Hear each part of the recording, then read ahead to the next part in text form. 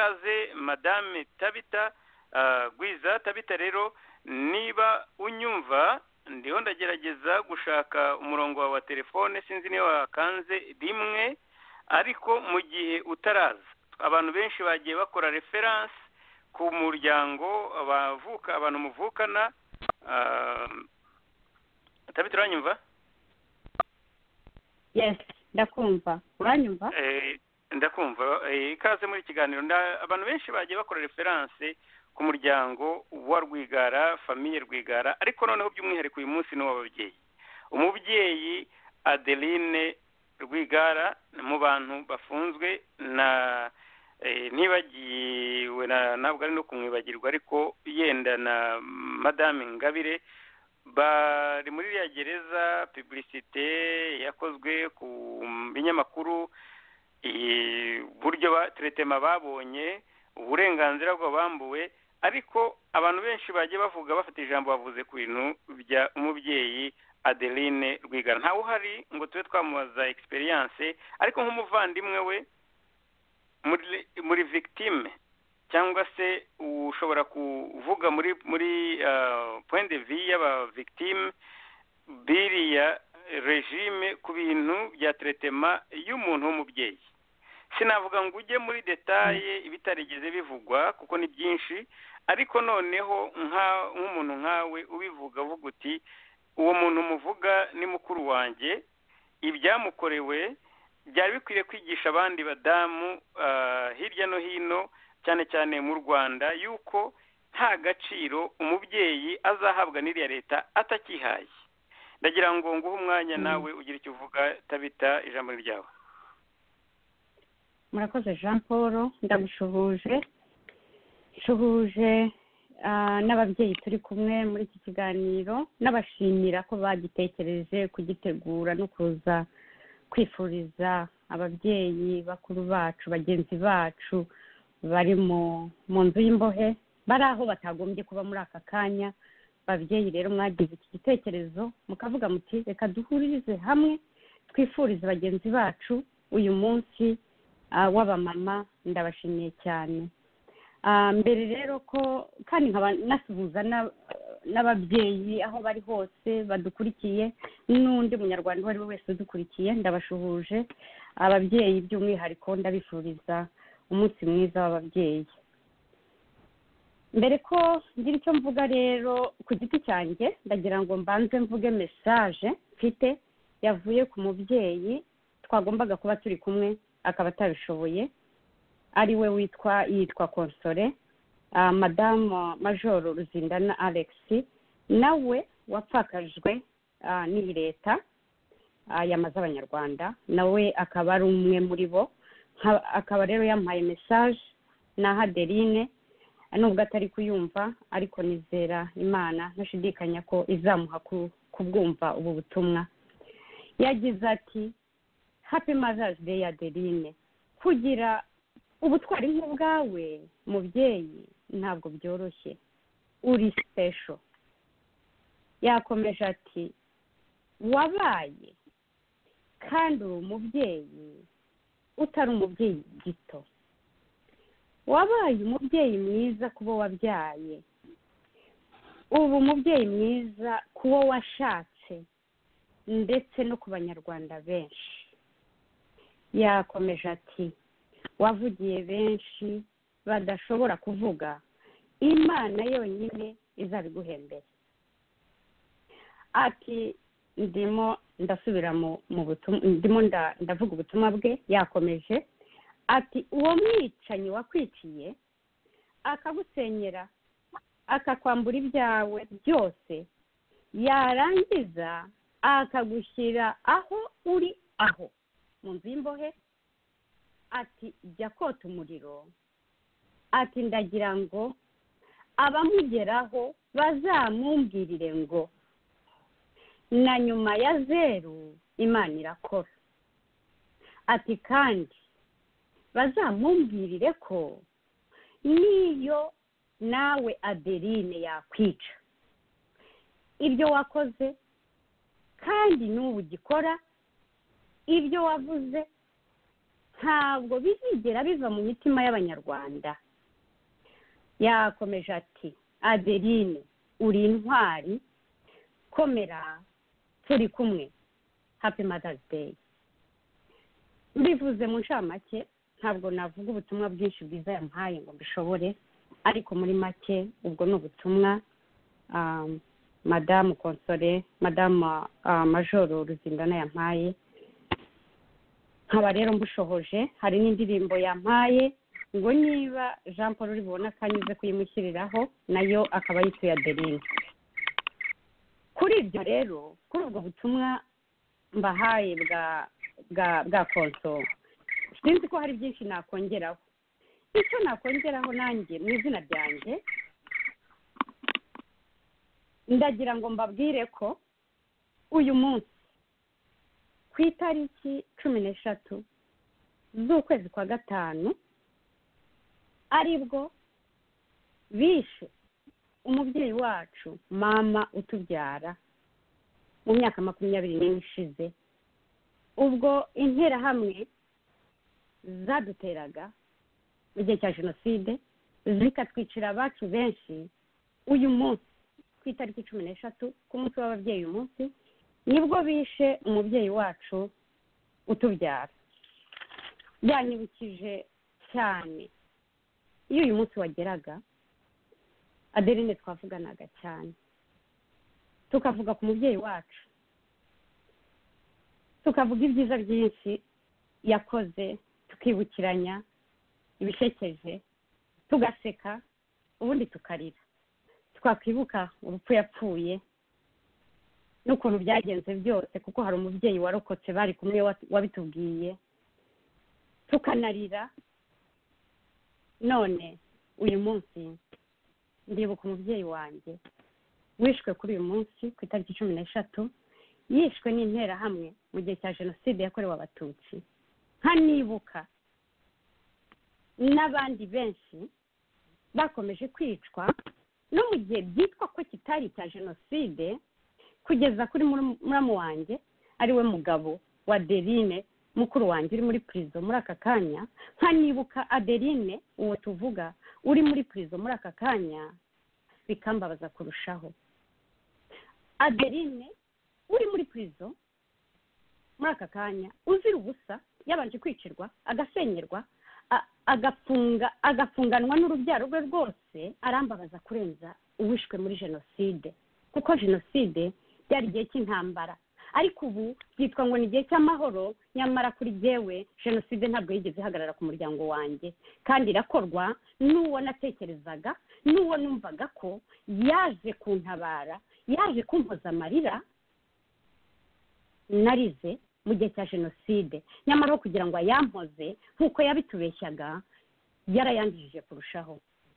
Adeline, ndakwibuka, ndagutekereza, ariko ngushyira mu maboko y'Imana uko bwije n'uko bukeye. Kandi I am so proud of you.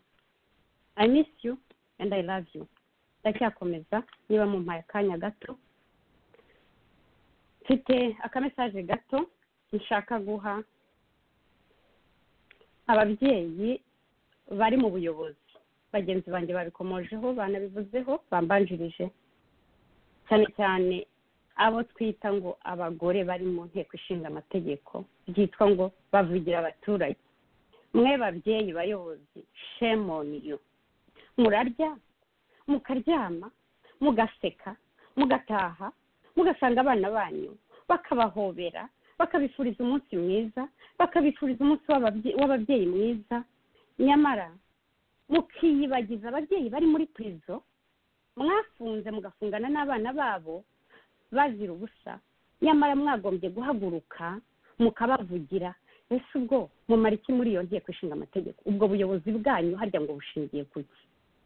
Birababaje kandi biteye agahinda. Ese babyeyi mwebwe mwicara gutyo mukarya mukaryama, mukumva yuko nta kibazo mufite, ko ejo namwe ibingibi bishobora kubageraho? Ese ubwo muzavugirwa nande?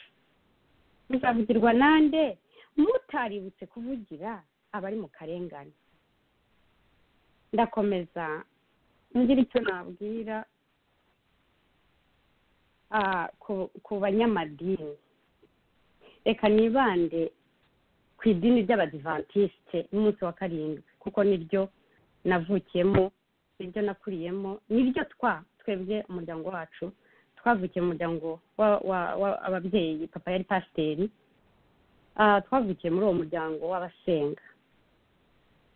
Nyamara ibiriho ubu ni agahomamunwa. Ese bapasiteri, reka mvuga abo mu idini ryanjye, bapasiteri harya Bibiliya ibabwira ngo mujye mwibuka abantu cyangwa mujye musengera abantu kubera ko bari mu mahoro?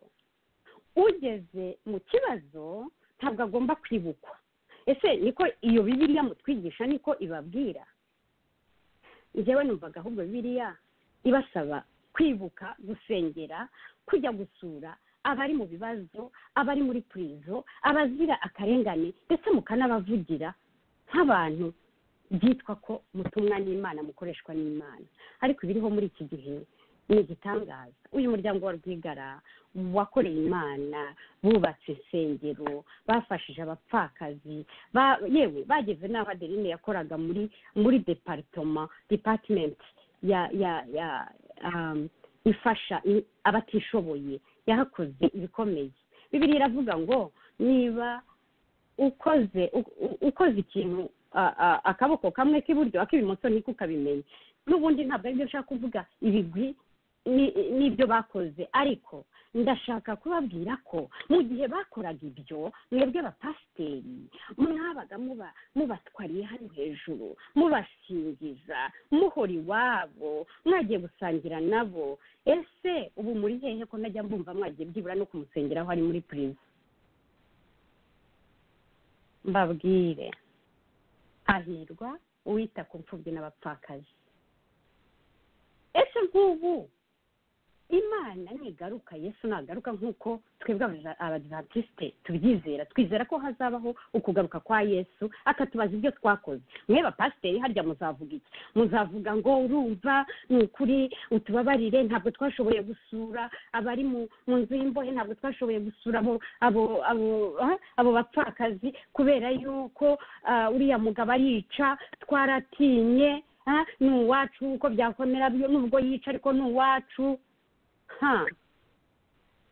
Babwire, turi mu bihe biheruka kubona umubyeyi nka Adeline wakoreye idini akicirwa, agakorerwa ibyo byose. Hari n'abandi baba bari mu idini, ntabwo ari bose banyuze. Hari abajyayo bakamusura bagasengana. Imana ibaha umugisha, ndabyumva, ndabikurikira. Abavayo barambwira, abavayo barabivuga, babibwira kanaka akabwira kanaka, ariko abo natekerezaga bagombaga kumusura bakamufata mu mugongo bakamusengera, ntabwo nigeze numva. Ariko ntacyo, Imana imuhagazeho, Imana iri kumwe nawe. Adeline ukomere, Diane ukomere, ibyo muri gucamo turi kumwe, turabakunda. Happy Mother's Day. Turi kumwe na Emerance nawe w'umuvandimwe wa Adeline. Reka nguhe ijambo, natinze muri ibintu, ntabwo twari tugufite, yenda nagira ngo uhe nawe orientation, umenye ibyo twarimo tuvuga, kuko nabonye ko twabaye deconnecté uri muri studio. Urakoze Jean Paul, uranyumva? Ndakumva Emerance, komeza. Urakoze. Nigeze kuba deconnecté, nari mbonye call, ku buryo ibyo Tabita yavuze byose hari ibyo ntumvise, nsabye imbabazi ningira ibyo nsubiramo. Nkaba baje kugushimira kandi nshimira na Radio Itahuka iduhaye uyu umwanya twashobora uyu mwanya kuri uyu munsi w'abamama tutashoboye kuba twahamagara umuvandimwe wacu Adeline w'umumama, kandi w'umumama mwiza, ngo tumubwire ngo Happy Mother's Day. Ariko Radio Itahuka ikaba itwemereye kuvugira hamwe, tukeshanja n'abandi badamu ndetse n'abanyarwanda bose batwumva, ndetse n'abandi batari abanyarwanda batwumva, tukavuga ku bamama bacu badashobora kwinjoyinga uyu munsi nk'uko abandi bawinjoyinga. Ntatinze muri ibyo, nkaba nashimira abadamu bose bavuze kandi bavuze neza cyane, kandi bavuze banavuga ku muvandimwe wacu, bavugira n'abandi badamu nabo bari muri prison batagombye kuba bayirimo. Ndabashimiye cyane. Ku byo waruvuze, ikintu na un petit commentaire que je peux avoir, navuga ngo nshobora kurahira ko iyo abantu bose, umubare w'abantu bose bamaze guhekurwa na Kagame, baza gukora cyangwa se niyo batakora ibikomeye nk'ibyo umuryango umwe uwo kwa Rwigara wakoze,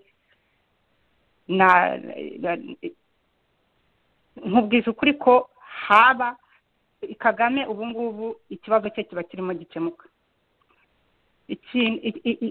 Yewe ikibazo nakubaza ngo mbere yuko Rwigara apfa na nyuma yuko Rwigara apfa, uremeranwa nanjye yuko, cyangwa se abanyarwanda baremeranwa nanjye yuko Kagame imbaraga ze zagabanutse cyane, Kagame yahungabanye, Kagame popularite ye yaguye hasi? Kuki ubwo ibyo ngibyo bikaba ari resulta ya famiye imwe gusa muri famiye zirenze ibihumbi amaze kwicira abantu? Ubwo bwoba se buratuma guceceka nibyo bizatanga difference? No, ntabwo ari byo bizatuma hari difference iba. Guceceka no kubwira Kagame ngo komeza ibyo wakoraga, turabyemeye. Ntabwo rero ibyo nabitindaho, ndasubira mu byo muhora muvuga, abantu bose bahora bavuga. Reka mfate aka kanya kugira ngo mvuge ku byo nari nateguye dushobora gusangira kuri uyu munsi w'abamama. Nateguye kuvuga ku bintu bitatu. Ibintu bibiri ni ibintu bimbabaje.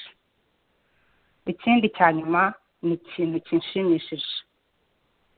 Ikintu cya mbere kimbabaje kandi kimbabaza, nk'uko n'abandi bose babivuze, mbabazwa na za 64% z'abagore bicaye muri parlement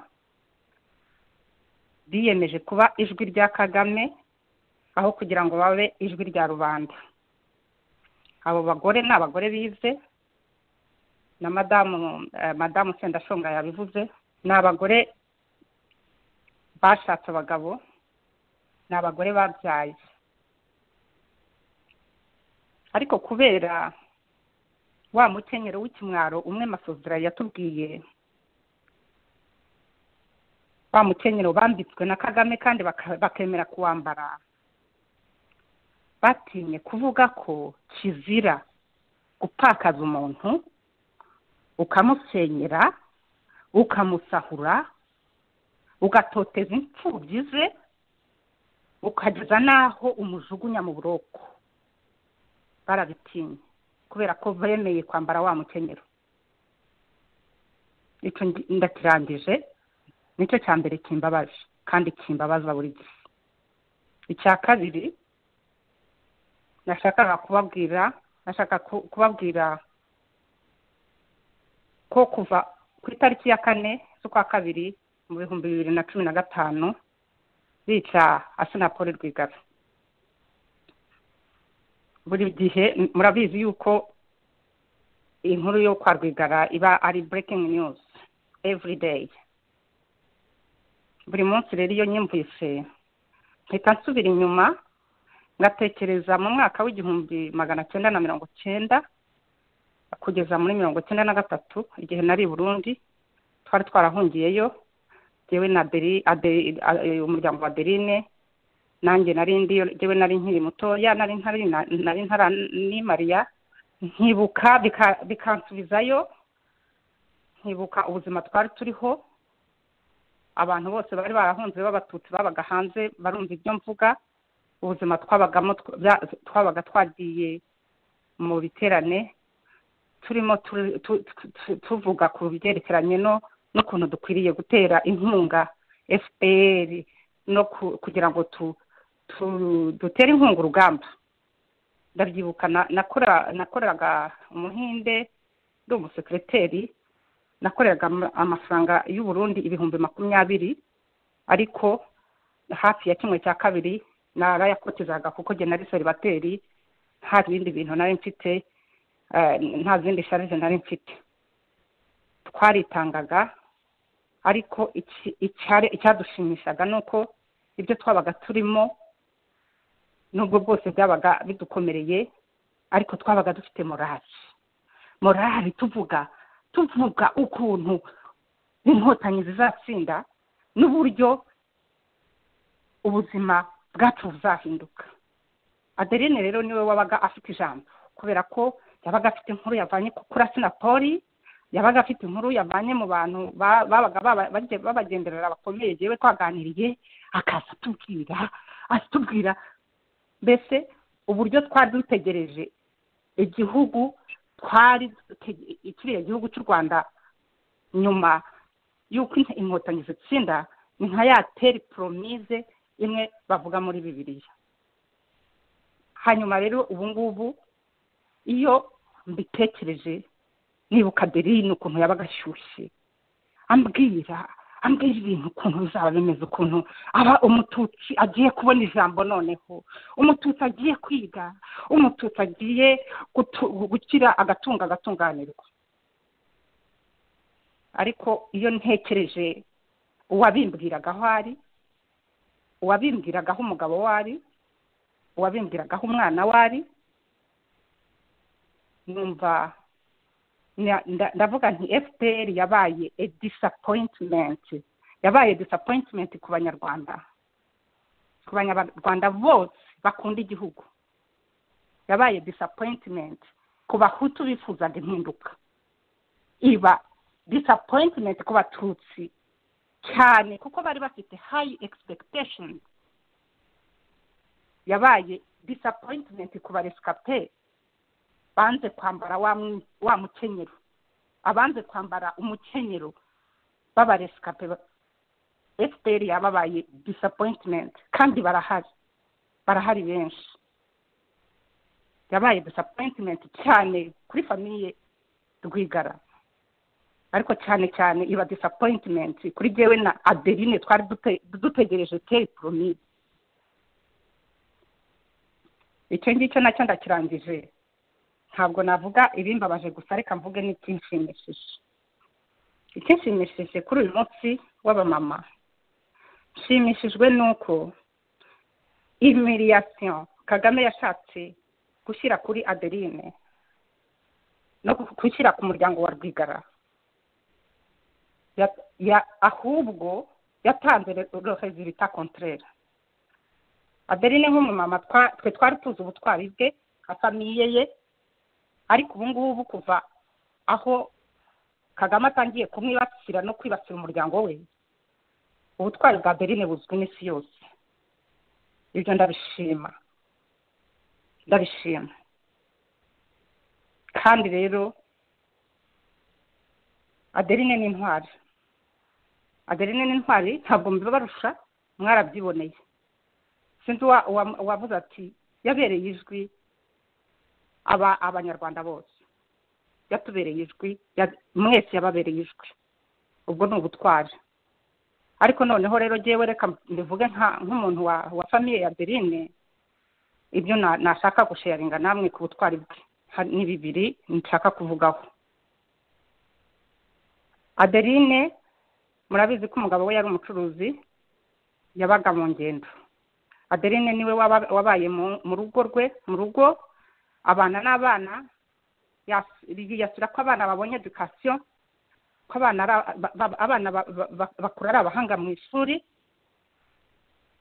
Abana ba Adeline, ikintu nshaka gusulinya na Sinapoli, abana bavukiye muri famiye ikize cyane, ariko n'abana batigeze babaho nk'abana b'abakire. N'abana bakuze bicisha bugufi, abana babo abashoboye kwiga bakarangiza, kuko abandi murabizi ko bayacikirijwemo kubera gucibwamo igikuba n'uriya mwicanyi. Ariko abashoboye kwiga bize California bigaga baterura n'amakarito nkatwe, bakajya kwiga bagataha baterura amakarito, abajyaga kurarizamu, abajyaga gukora utujobs ICR, kubera yuko ntabwo bigeze bitwaza ko iwabo bakize ngo bibabuze kuba abakozi, ntabwo bashatse kudepanda ku bukire bwasi. Nkaba mbishimira Adeline cyane, kuko iyo mbitekereje bimpa assurance ko abana ba Sinapoli Satani atazaramburaho ukuboko. Abo bana ni ukuvuga abari hanze, kuko nibo Satani nshaka kuvuga ni Kagame, atazaramburaho ukuboko, kuko Imana niyo yarabahungishije. Abo ngabo nzi neza yuko bazabaho, bazibeshaho nubwo bwose Kagame atari byo yifuzaga ko ifamiye yo kwa Sinapoli yose yapfa, ariko bazibeshaho kubera yuko Adeline yabahaye uburere, yabahaye kumva ko batagomba kudepanda ku mafaranga y'iwabo, bashobora kudepanda kuri bo. Hanyuma ikindi kintu nshaka gushimira Adeline, namwe muri tuza kwemeranywaho, ni ukuntu abana bo kwa Sinapoli bakuze bavuga ikinyarwanda kandi bari mu mahanga. Twese iyo struggle turayifite, abana bacu ntabwo ikinyarwanda cyarabananiye, ariko mwumvise Diane ukuntu atanga ibiganiro, mwaramwumvise ikinyarwanda akoresha, mwaramwumvise avuga ati murimo murakina politiki iciriritse. Amaterime jewe wibwira ko nari nzi ikinyarwanda, ariko ntashoboraga kumenya uko natradwiza ibintu nk'ibyo, ariko nkumva Diane aravuga ikinyarwanda. Diane yaravuye mu Rwanda atarageza no ku myaka 10. Ibyo bintu ndabishimira Adeline. Ntabwo ari uko Adeline atarazi Igifaransa, kuko avuga nk'Abafaransa, Igifaransa arakizi cyane, ariko ntabwo yigeze atuma abana be bakura bavuga indimi z'amahanga. Icyo rero akaba ari cyo nashakaga kugushimira Adeline. Hanyuma ndumva narangiza ntizingiye mu magambo. Ndashaka kurangiza nshimira abanyarwanda benshi cyane bari inyuma y'iyi famiye ya Sinapoli. Ejo bundi memoriyo twakoze yatumye urwango nari maze kugirira abanyarwanda, kuko hari igihe nagezeho numva nanze abanyarwanda bose, ariko iriya memoriyo twagiyemo twebwe les membres de la famille tutagize n'ikintu dukora. Abantu bahangaha bakitanga, bakaturuka hirya bagaturuka hino, utashoboye kuza akakubwira ati ndakohereza inkunga, utohereje inkunga akakubwira ati turi kumwe mu masengesho, ibiri gukorerwa famiye yanyu ntabwo tubyemera.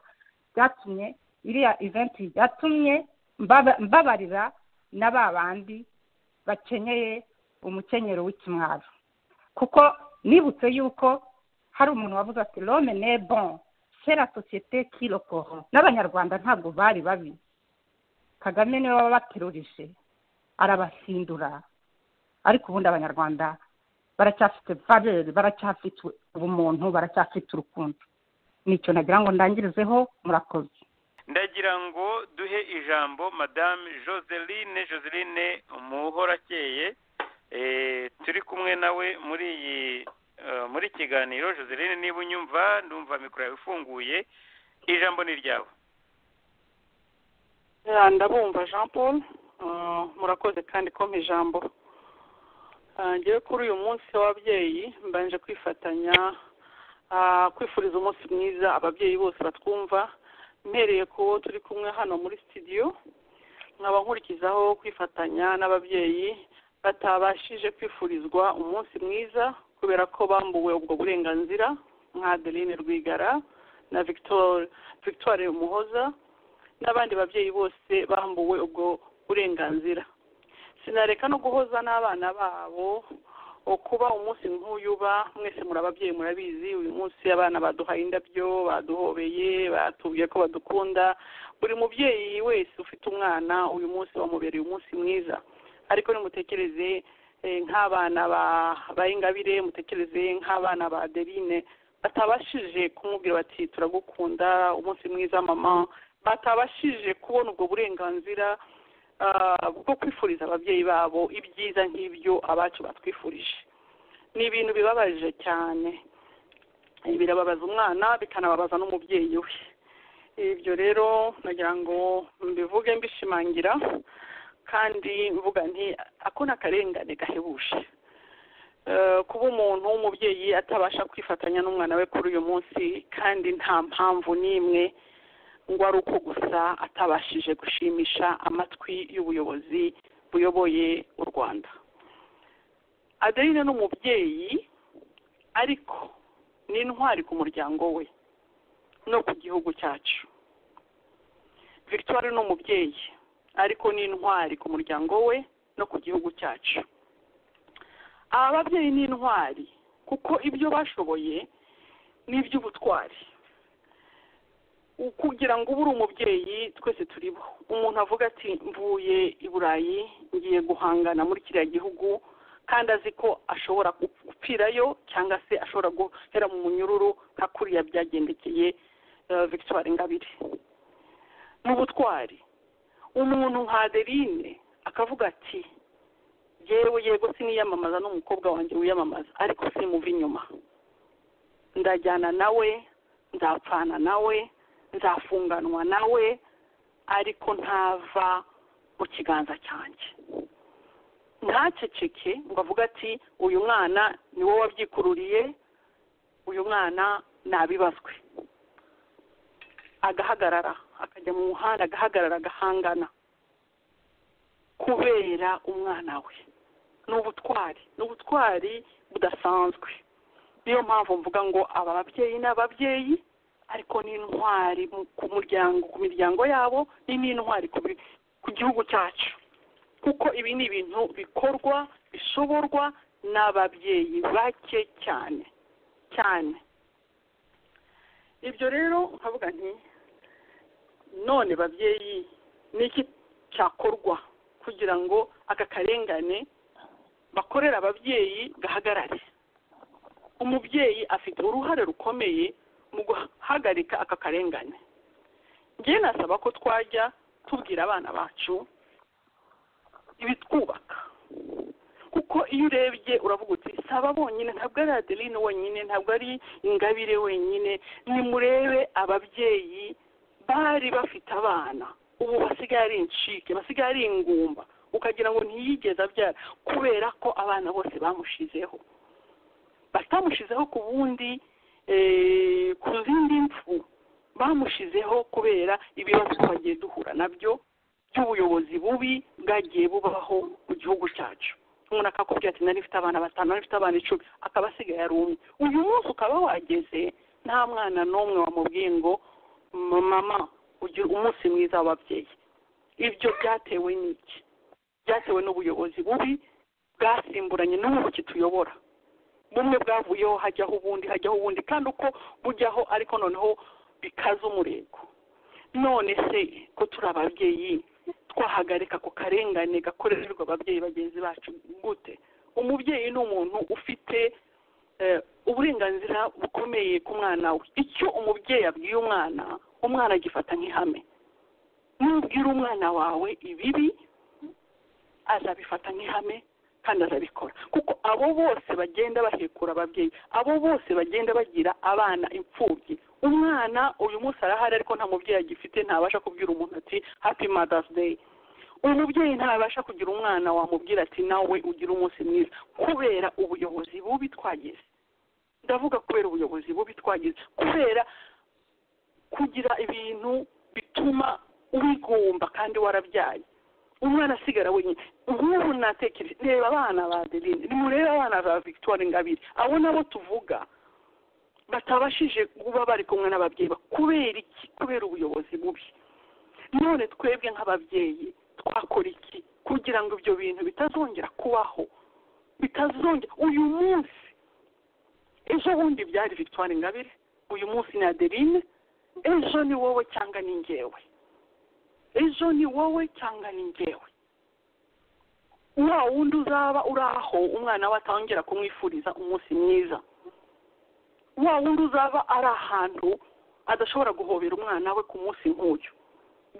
Ubu ngubu biriho kuri Adeline n'abandi bagenzi be, ariko ejo bishobora kuba kuri wowe nanjye n'undi wese. Niyo mpamvu mvuga ngo twebwe ababyeyi dufite uruhare rukomeye rwo kubwira abana bacu ngo sigaho amacakubiri arasenya, sigaho ivangura ririca riratoteza, mwirinde akarengane, muhaguruke turwanye akarengane, turere abana bacu. Umuntu wese aravuga ati unkomokaho wese azabeho mu mahoro. Uyu munsi turi kuri radiyo, reba ababyeyi bariho bose bafite agahinda n'umubabaro w'ibyakorewe bagenzi bacu, ariko si bigarukiraho. None se tubigenze gute kugira ngo bitongera kutubaho? Niduhere kuba dukomokaho. Icyo ubwiye umwana wawe agifata nk'ihame kandi kikazamufasha. Ni ukuri kera sogokuru yajyaga atubwira ngo abakobwa bagira indamutso 3. Ati umwana w'umukobwa aravuka bakamusuhuza bakamuramutsa ngo gira so, akabana gira so, yashaka umugabo bakamuramutsa ngo gira umugabo, akabana iryo yabyara bakigira abana. Iyo niyo yari indamutso, iyo niyo grief y'umugore.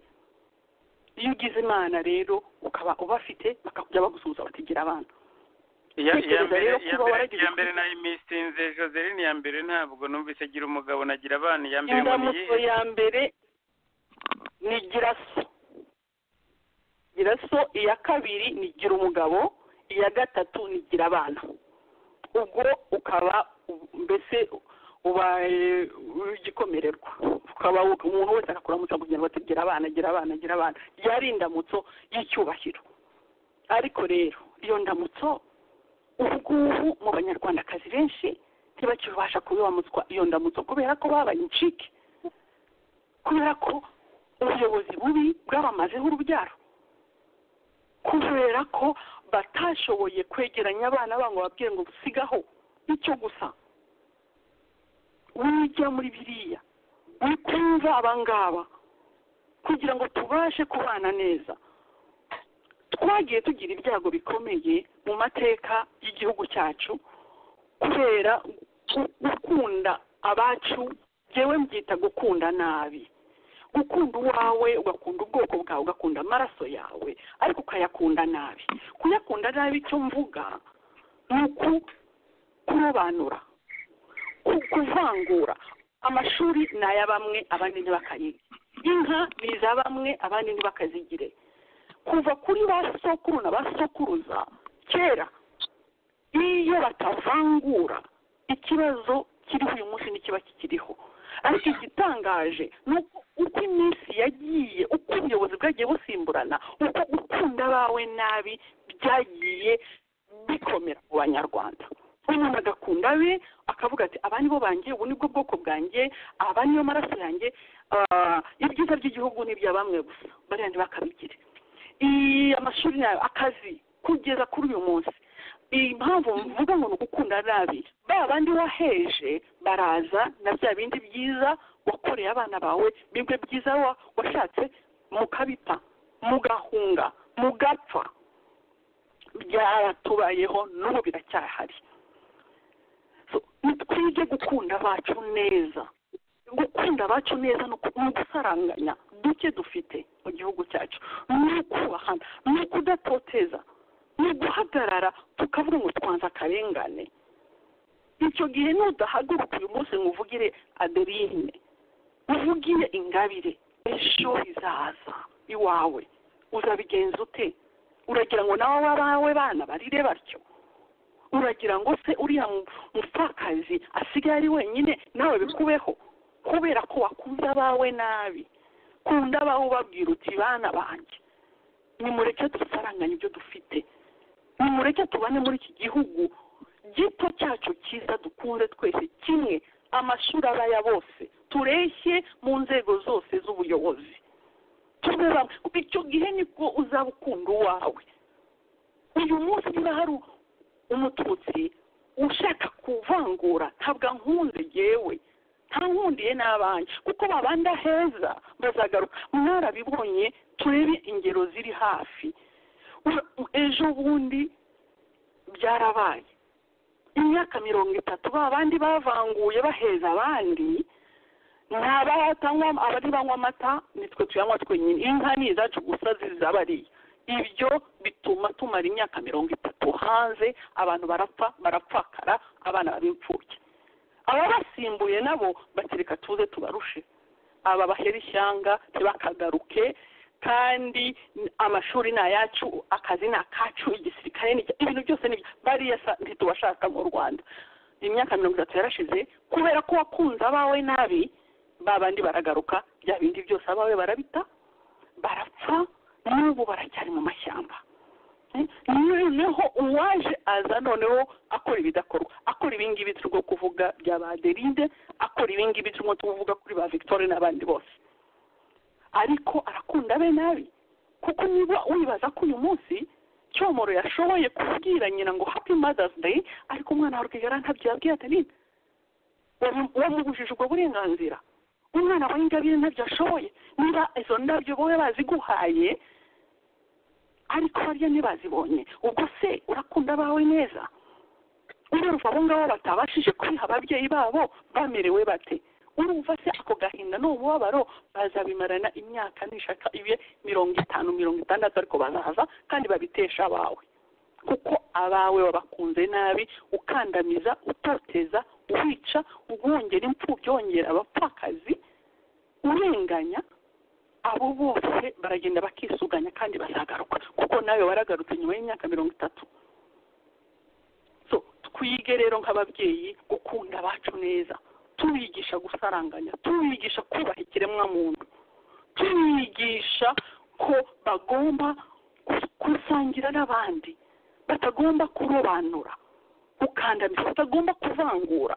Icyo gihe niho uzaba wigisha uwawe neza, na kandi wamusiganiye, na kandi wamubikiye azakababo mu mahoro. Naho ubundi tuzahora, ibi bizaduhoraho. Niduhaguruke nk'ababyeyi b'Abanyarwandakazi rwose, twigishe abadukoma. Twe turashaje, ibyatubayeho buriya ntibizasibangana mu mitima yacu, ariko byibura tubirinde abadukomokaho. Igihugu cyacu ni kimwe, turagikeneye twese, tuzakibanamo twese. Nitwige gusaranganya, nitwige kurekera mu nzego zose z'ubuyobozi, gusangira ibyiza by'igihugu. Bamwe sibo bagomba kubaho ngo uyu munsi ababyana bamwe bifurije ababyeyi babo Mother's Day, ariko ubwo watekereje ko Abadeline batabishoboye? Aho bari hose n'agahinda. Umwana araryamye aravuga ati, ararira gusa ati, kubona ntashobora guha flowers, guha indabyo umubyeyi wanjye kubera ko afunzwe arimo kota umuriro muri preso. Umwana wa Victoire Ingabire ahari, urumva agahinda yagize abona abandi bajyana ba nyina muri resitora batabishoboye. Icyo rero ni cya kindi wowe wabikoreye, wafashe bariya ababyeyi bakajya kota umuriro. Urakunda abawe nabi, urabakunda nabi, kuko igihe kizagera ibyo ngibyo byiza wabikiye abawe babite, bagende bajya inyuma y'aho bariya bari. Ibyo rero nkumva nasaba, ntarinze gutinda mu magambo, ababyeyi uyu munsi ni ukuri twige kubwira abana bacu ibyiza bitwubaka, bizabagirira akamaro mu gihugu cyabo. Murakoze.